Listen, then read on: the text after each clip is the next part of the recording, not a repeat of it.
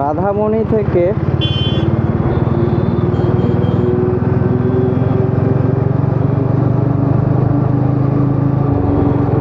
এই যে বাসটা দেখুন, বাসের ছাদেও লোক যাচ্ছে। হ্যাঁ, তো এটা একটা মানে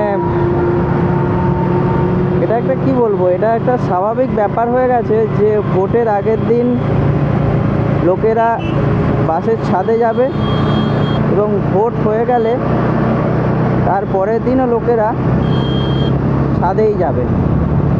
ঠিক আছে, পূর্ব মেদিনীপুর জায়গাটা এরকম একটা জায়গায় পৌঁছেছে যেখানে ট্রেন লাইনও ঠিকঠাক হবে না, আবার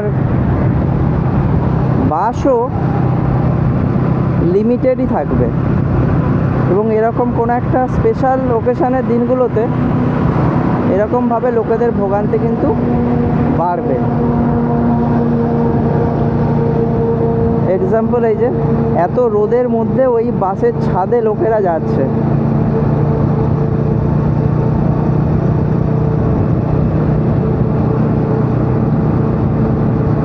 সত্যি সেলুকাস কি বিচিত্র এই দেশ।